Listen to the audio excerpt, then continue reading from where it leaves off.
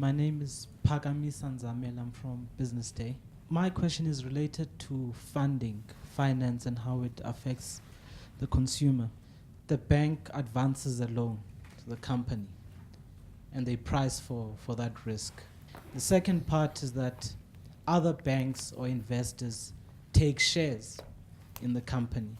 How do we ensure that, one, the shareholders who've taken shares in these companies do not put a lot of pressure on the companies that they want to generate more investments, which then is passed on to the consumer? I think we're at the bottom end of low interest rates.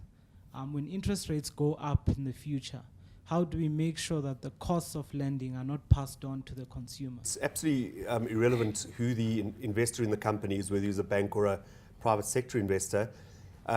He's obligated to break down all of the costs. We produce a financial model which we provide to DOE as part of the bidding. So the equity IRR that's embedded in the deal to arrive at a particular tariff is hard-coded on the day that the deal is awarded. He can earn higher returns through efficiencies, but that he can never pass on a negative consequence back to the consumer. Tariffs are capped, they only escalate by inflation, that's it.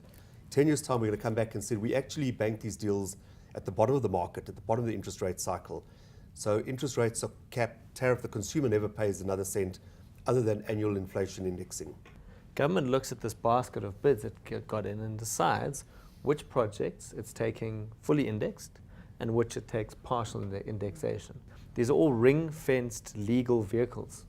So each one is bespoke. Government signs with a ring-fenced vehicle that can do one thing, and that is that project. So can't invest elsewhere. Each project is an IPP on its own. We've got so much coal in the country, and it's in the ground, and it's sitting there. And as Johan was saying, we don't know what technology is going to do in the next 30 years. I mean, we might find a way, just as you might find a way to have an everlasting battery, you might find a way to have to burn coal in a way that it doesn't pollute anything. I don't understand why we just don't build lots of coal-fired power stations, make them as clean as possible. We'll probably be the only country in the world trying to clean coal emissions. We might develop a technology. Definitely, South Africa has got huge reserves of coal. In fact, we have just done a lot of studies with the mining companies, and it's clear that we do have abundance of coal, and we can actually commercially extract that coal.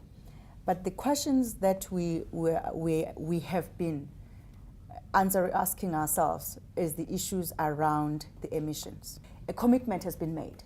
Government, like any other person, you make decisions with the information you have in your disposal at that particular point in time.